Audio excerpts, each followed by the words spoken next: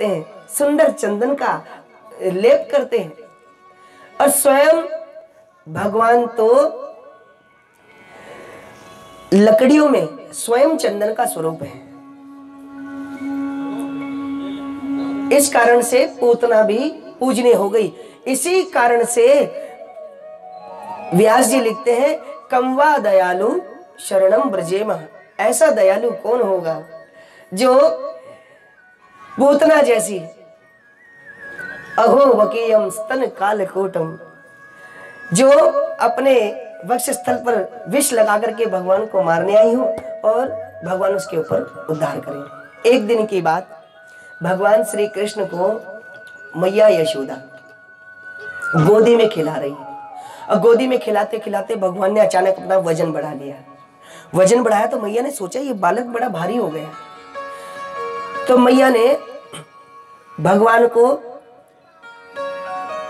जो बैल की गाड़ी होती है उसके ऊपर एक छकड़े में बिठा करके भगवान ने स्थापित किया। अब वो ऐसे लटकने लगा। वहीं पर शक्टासुर प्रकट हो गया।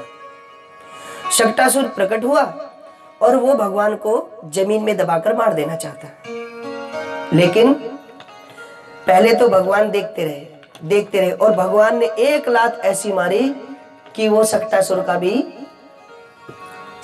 मर्दन भगवान ने की। अब तो सभी लोगों ने देखा, जब धड़ाम से आवाज हुई, ये क्या हुआ? तो मैया यशोदा ने भगवान की नजर उतारी बाल रक्षा स्तोत्र से। ऋषिकेश भगवान मेरे बालक के हृदय के रक्षा करें। गोविंद भगवान मेरे बालक की रक्षा करें।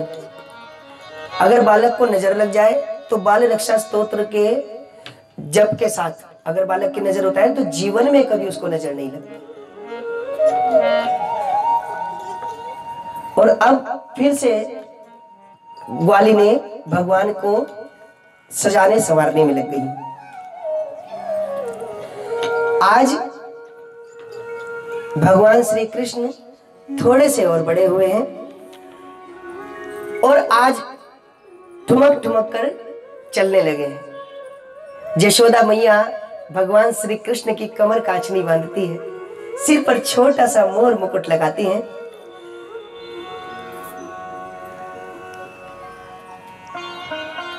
भगवान की आंखों में सुंदर सा काजल,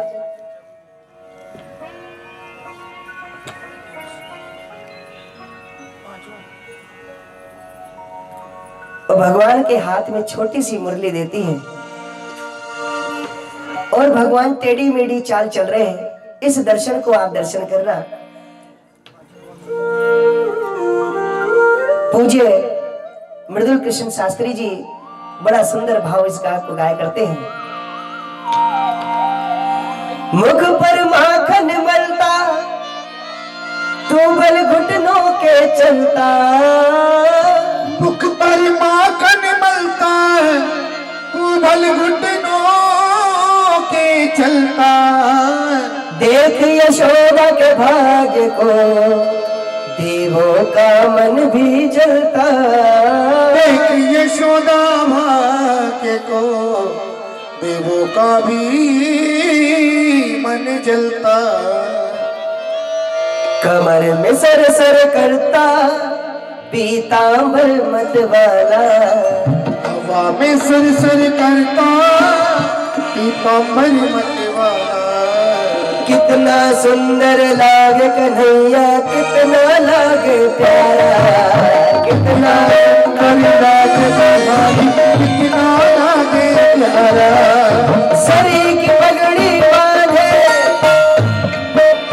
सरी की पगड़ी बांधे ये सुंदर आंखों वाला। सरी की पगड़ी बांधे ये सुंदर आंखों वाला। सरी की पगड़ी बांधे ये सुंदर आंखों वाला। सरी की पगड़ी बांधे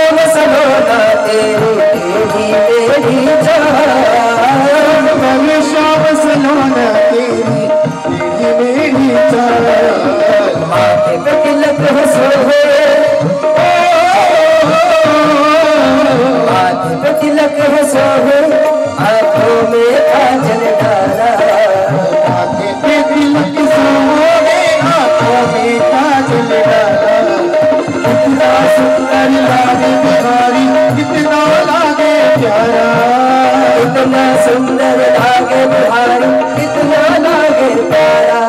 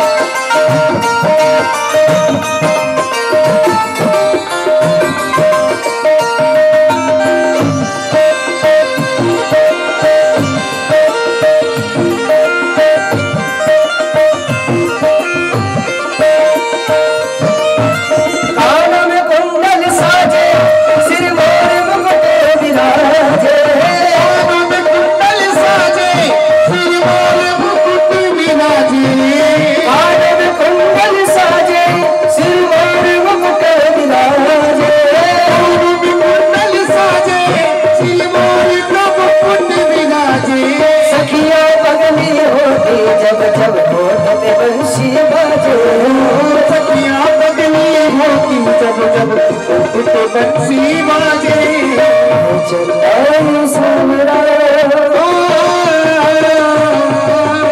चंदाई सावरा काले है बाल वाला, चंदाई सावरा काले है बाल वाला। कितना सुंदर लागे बिहारी कितना लागे प्यारा, कितना सुंदर लागे बिहारी कितना लागे प्यारा।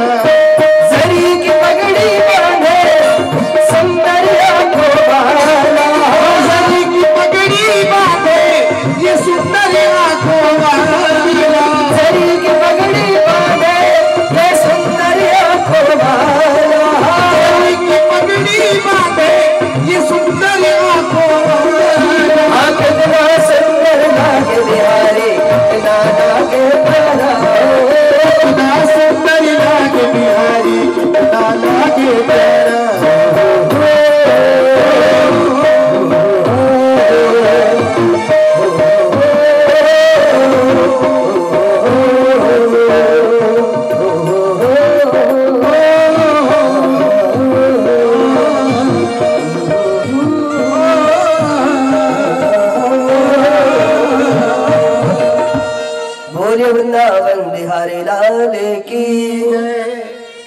भगवान बड़ी सुंदर बाल लीला कर रहे हैं। परीक्षित जी बैठ करके कथा श्रवण का लाभ ले रहे हैं और सुखदेव जी इस लीला का दर्शन करा रहे हैं। परीक्षित जी के भाग्य की सराहना के साथ साथ हमें अपने भाग्य की भी सराहना करनी चाहिए। और मैं आपसे एक बात कहूं, मुझे ऐसा लग रहा है कि सचमुच भगवान कृपा करने के लिए किसी किसी को चुनते ही हैं। अचानक से ये कार्यक्रम बनना, 2-4 दिन में ये बात लगभग कार्यक्रम की भूमिका बन गई। भगवान ने चुन लिया, वरना लोगों के सपने रह जाते हैं घर में भगवान की कथा करने के। लेकिन मैं एक बात आपसे कहता हूं कि जब भगवान की कृपा होती है तब पता क्या होता है, बिना मेहनत के तख्त और ताज नहीं होते। अगर अब आप अच्छे ना होते तो यहां पर आज नहीं होते।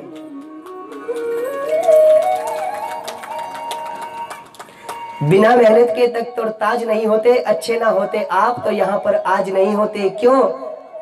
हमने ये सोचा था माता जी से, जब हम वार्तालाप कर रहे थे, शर्मा जी और माता जी हम सब लोग बैठे थे,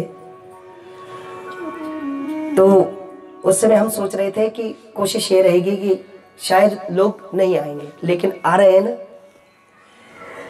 ये आप लोगों के ऊपर भगवान की अपनी कृपा है। हमारी दीदी जी सिंचाई विभाग कॉलोनी से आती है। हाँ, हमारे अनुज भैया जी आप देखो पुरानी तहसील से आए, भगवान की कृपा हुई है। हाँ, कितनी दूर दूर से लोग आ रहे हैं। हमारे हर्षदीप जी, कोई कार्यक्रम नहीं था, अचानक से ठाकुर जी की कृपा हुई और यहाँ पर कथा में आ गए। इसलिए कहते हैं कि बाकी सब लोग न जाने कहां कहां से आ रहे हैं। और हाँ, मिसेस प्रोफेसर जी देहरादून से आई हैं और आपकी श्री माता जी हरिद्वार से आई थी। हाँ, ये विशेष बात होती है। और इतने दिन के लिए तो आप आ भी नहीं पाते यहाँ पर, है नहीं? अरे वाह, चलो बहुत अच्छी बात है। वैसे उनका शेड्यूल देख के मुझे लगा कि शायद, लेकिन ये तो बहुत अच्छी बात है। तो मैं यही कह रहा था कि बिना मेहनत के तख्त और ताज नहीं होते, और अच्छे ना होते आप तो यहाँ पर आज नहीं होते। क्यों? क्योंकि ढूंढ लेते हैं अंधेरों में अपनी मंजिलों को, क्योंकि जुगनू किसी रोशनी के मोहताज नहीं होते, वो स्वयं आ जाते हैं, उन्हें बुलाने की जरूरत नहीं है। तो मैं आपसे निवेदन कर रहा था, भगवान बाल लीलाएं कर रहे हैं, भगवान अपने आप चुन रहे हैं किस भक्त का उद्धार करना है। तृणावर्त हवा के झोंके के रूप में भगवान का वध करने आया है। अब कंस भेज रहा है। अभी कंस को यह पता नहीं है कि मुझे मारने वाले ने जन्म कहां लिया, क्योंकि वो जिसको भेजता वो वापस आता ही नहीं है। और वापस जो जाते वो संवाददाता जाते हैं। संवाददाता से पूछे तृणावर्त कहां गया? बोले महाराज वो तो गया। कहां गया? ये पता नहीं कहां गया। पूतना कहां गई? बोले महाराज गई। कहां गई? पता नहीं। जो गया बस वो गया, वापस नहीं आ पाया। संवाददाता भी परेशान। अब बार बार कंस डांट कर भगा देता है, चले जाओ मेरी नजरों के सामने से, मुझे मारने वाले के बारे में पता नहीं कर पाए। अब संवाददाता भी खींच गए, बोले तुम्हें मारने वाले के बारे में हमें बताना नहीं पड़ेगा, जब समय आएगा खुद ही आ जाएगा, क्यों चिंता कर रहे हो? मृत्यु को कोई ढूंढने थोड़ी जाता है, मृत्यु तो खुद ढूंढ लेती है। कलिकाल कुठार लिए फिरता, फिर अंत समय पर हिली न हिली हरि नाम।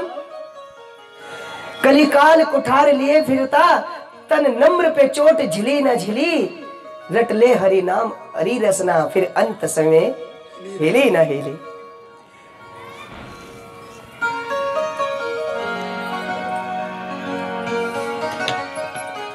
भगवान थोड़े बड़े हुए तो नंद बाबा को चिंता हुई कि उनका नामकरण होना चाहिए, और नामकरण के लिए वसुदेव भी परेशान है।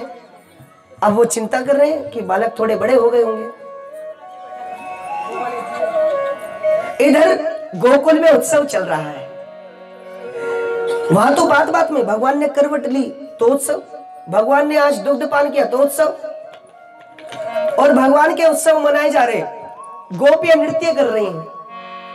मैंने मेहंदी रचाई कृष्ण नाम की, ओ मैंने बिंदिया सजाई कृष्ण नाम की, मैंने बिंदिया सजाई कृष्ण नाम की, कृष्ण नाम की गोपाल नाम की, कृष्ण नाम की गोपाल नाम की। सभी गोपियां आनंद ले रही है और यशोदा जी कार्य निपटा रही। रोहिणी जी एक तरफ बैठी है उदास चेहरा लेकर। यशोदा जी ने पूछा, दीदी आप नाराज हैं? क्यों? बोली मैं नाराज नहीं हूं, थोड़ी मन से दुखी। आज हमारे घर में इतना बड़ा उत्सव है और मेरे पति आज मेरे साथ नहीं है, जेल में बंद है। अब बताओ इस उत्सव को मैं कैसे स्वीकार करूं? यशोदा जी ने कहा, ये जो उत्सव है ये नंद नंदन भगवान का है, और ये कृष्ण कोई कृष्ण नहीं है, ये तो साक्षात प्रेम का अवतार है, आनंद है। और अगर आज तुम कृष्ण के आनंद का भी आनंद नहीं ले पाई तो तुम्हारे जीवन में कभी आनंद आएगा नहीं। और देखो इनके जो सुपुत्र हैं वो है बलराम जी। बलराम जी किसका अवतार है? किसका अवतार है? शेषनाग का। और रोहिणी जी कौन है? नाग माता। तो भैया सर्प को तो सर्प की माता ही जन्म दे सकती है। अब इतनी बात सुनी तो रोहिणी जी स्वयं आंगन में आकर के नृत्य करने लगी। हाँ, कृष्ण नाम की गोपाल नाम की, कृष्ण नाम की गोपाल नाम की, कृष्ण नाम की गोपाल नाम की, कृष्ण नाम की गोपाल नाम की। मैंने दुनिया सजाई कृष्ण नाम की, सजाई कृष्ण नाम की। मैंने मेहंदी लगाई कृष्ण नाम की, मैंने लगाई कृष्ण नाम की। मेरी चूड़ी पे कृष्ण, मेरी चूड़ी पे कृष्ण, मेरी चुनरी पे कृष्ण, मेरी चुनरी पे कृष्ण, मेरी चूड़ी पे कृष्ण, मेरी चूड़ी पे कृष्ण, मेरी चुनरी पे कृष्ण, मेरी चुनरी पे कृष्ण। मैंने नथनी सजाई कृष्ण नाम की, मैंने नथनी सजाई कृष्ण नाम की, मैंने नथनी सजाई कृष्ण नाम की। सजाई कृष्ण। जय हो।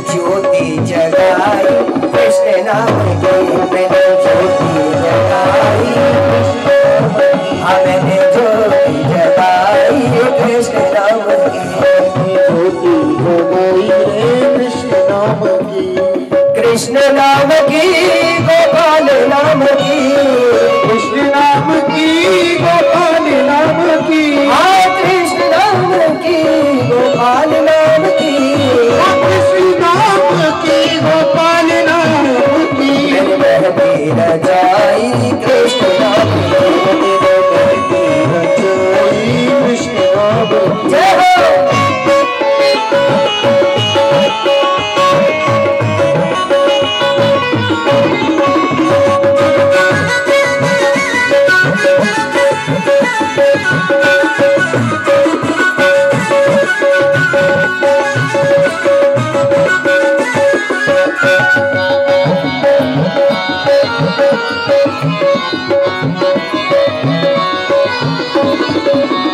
अब छाया है कृष्ण मेरे अंग अंग में, छाया है कृष्ण मेरे अंग अंग में, अब छाया है कृष्ण मेरे अंग अंग में, अब छाया है कृष्ण मेरे अंग अंग में। मेरे तन मन रंगा है उसी के रंग में, मेरा तन मन रंगा है उसी के रंग में, ओ मेरा तन मन रंगा है उसी के रंग में, मेरा तन मन रंगा है उसी के रंग में। मेरा प्रीतम है कृष्ण, प्रीतम है कृष्ण, ओ मेरा जीवन है कृष्ण, मेरा जीवन है कृष्ण, मेरा प्रीतम है कृष्ण, मेरा प्रीतम है कृष्ण, ओ मेरा जीवन है कृष्ण, मेरा जीवन है कृष्ण। मैंने माला बनाई कृष्ण नाम की,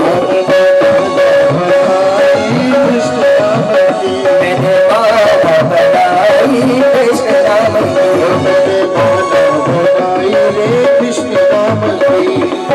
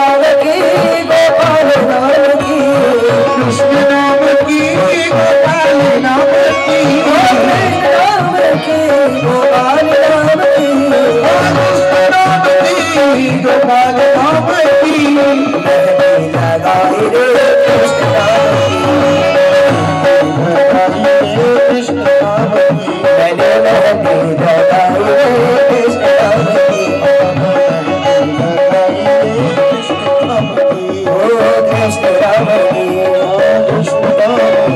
गोपाल राम की। जय जय श्री राम। उत्सव चल रहा है।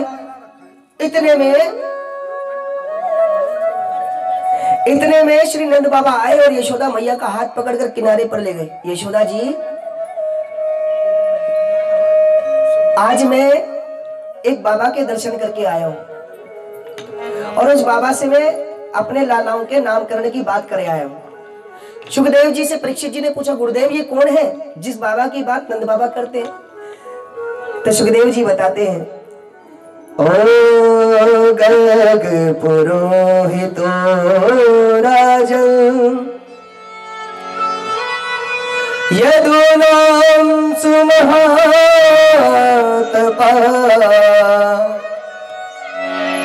व्रजं जगामनन्दस्य वसुदेव प्रचोदिता।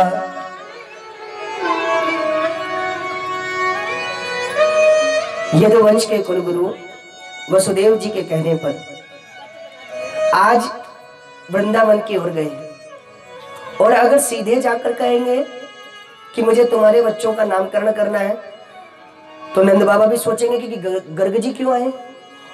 और कहीं ये बात अगर कंस को पता लग गई तो कंस समझ जाएगा कि कृष्ण ही देवकी का अष्टम गर्भ है। इसलिए भगवान की प्रेरणा से गर्ग जी गांव से निकल रहे थे। नंद बाबा को जानबूझ करके नंद बाबा से मिलते हुए गए। और नंद बाबा कैसे हैं आप? नंद बाबा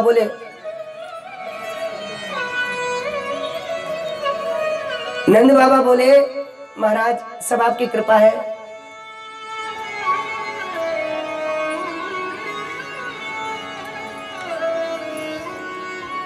सब आपकी कृपा है, सब आपकी कृपा है।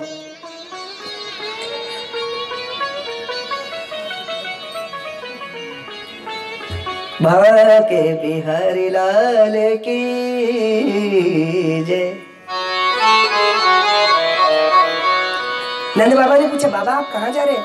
गर्ग जी ने कहा, पास के गांव में कुछ बालकों का नामकरण करना है। नंद बाबा सुना ना, नामकरण करने जा रहा हूं। नंद बाबा को याद है, अरे मेरे बालकों का तो नामकरण ही नहीं हुआ। तब नंद बाबा ने सारी बात की, लेकिन गर्ग जी ने शर्त रखी है। शर्त क्या रखी है? कि मैं बालकों का नामकरण जब करूंगा तो कोई उत्सव नहीं होगा। कहीं ऐसा ना हो कि तुम सबको बुला लो और वहां नाचना गाना। तो इसलिए यशोदा जी को नंद बाबा ने कहा, अरे उत्सव बनाना बंद करो, अब कुछ दिन के लिए उत्सव की आदत छोड़ो। अच्छा क्यों? अरे हमारे बालक का नामकरण होना है और गर्ग जी को मैंने बुलाया है। गौशाला में जाकर के हमें नामकरण करना है और किसी को बताना नहीं। अच्छा, अब यशोदा जी नाराज हो गई। भैया पहला ही तो बालक है और उसका उत्सव अच्छे से ना करे तो मैया को तो नाराजगी होती है।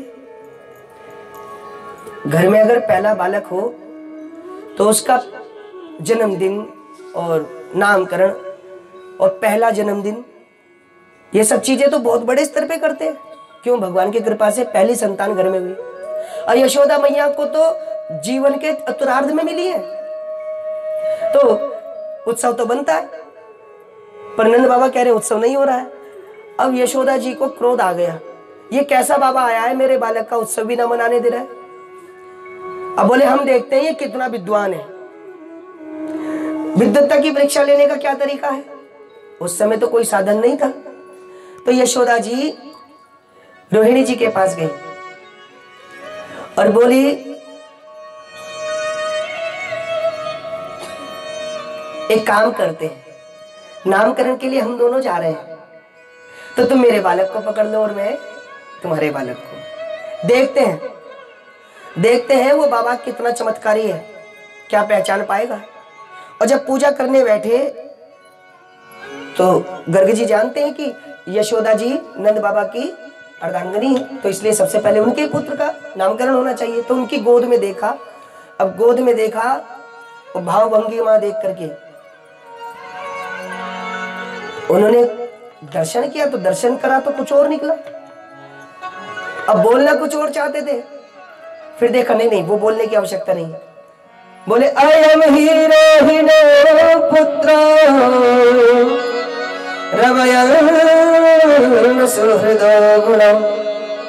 अरे ये तो रोहिणी का पुत्र है, कई गुणों से भरपूर होगा, लोग इसको बलदाऊ कहेंगे, बहुत बलवान होगा, इसका एक नाम हलदर होगा। इतना सुनना था। यशोदा जी ने अपने गले से मणियों की माला निकाली और बाबा जी के चरणों में रख दी। अरे बाबा तुम तो बहुत चमत्कारी हो, बहुत ज्ञान है तुम्हें। अब रोहिणी जी के गोद में जो पुत्र है उसका दर्शन किया तो बाबा देखते के देखते रह गए। देखिए दो प्रकार की समाधि होती है, एक ध्यान समाधि, एक त्राटक समाधि।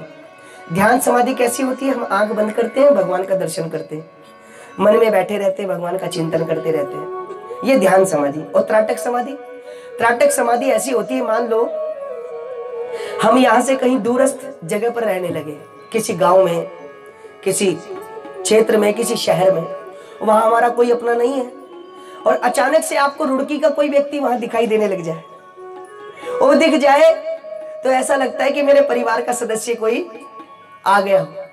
और तो और अरे विवाह के बाद भी जब पहली बार भाई अपनी बहन को टीका करवाने आता है बहन से, तो क्या बहन भाई को देखती है तो देखती रह जाती है। जाने कितने समय बाद आज मिलना हुआ है। लेखक कहते हैं जब हम किसी को देखते हैं तो खुली आंखों से हम खो जाते हैं उसके दर्शन में। ऐसे ही दर्शन में गर्ग जी खो गए। जब कोई प्रेमी मिलता है तो अभिवादन होता है, आंखों से एक दूसरे को जय हो कहने की आवश्यकता नहीं पड़ती, मुख भाषा में प्रेम का प्रदर्शन हो जाता है। गर्ग जी देख रहे। अब यशोदा जी ने नंद बाबा को कहा, अरे इस बाबा ने प्राण त्यागने थे तो हमारा ही घर छोड़ा, हमारे घर में इसने प्राण त्यागने थे, देख लो बाबा जीवित है कि मर गया, हमारी गौशाला को बदनाम करने आया, अपवित्र कर देगा। और जैसे ही नंद बाबा ने हिला करके देखा तो बाबा की त्राटक समाधि टूट गई। त्राटक समाधि में दर्शन कर रहे थे और वो बोले, महाराज किसी जन्म में ये जो तुम्हारा बालक था इसका लाल वर्ण हुआ था, फिर इसने पीत वर्ण में जन्म दिया, लेकिन इस जन्म में तो तुम्हारे बालक का वर्ण काला है, इसलिए हम तुम्हारे बालक का नाम कृष्ण रखते हैं। वैसे तो तुम्हारा ये बालक भगवान, इतना ही कहा था कि भगवान ने आंखें दिखा दी, महाराज मैं माखन खाने आया हूं, और अगर तुमने इनको बता दिया तो मैं भगवान हूं तो ये मुझे केवल धूल खिलाएंगे, माखन तो भूल जाओ। आज के समय में सबसे ज्यादा बुरी स्थिति किसी की है तो भगवान की है। बहुत सारे लोग तो ऐसे हैं जो बेचारों को घर में ले आते, अब बेचारे ही हैं, ठाकुर जी को ले आते खुद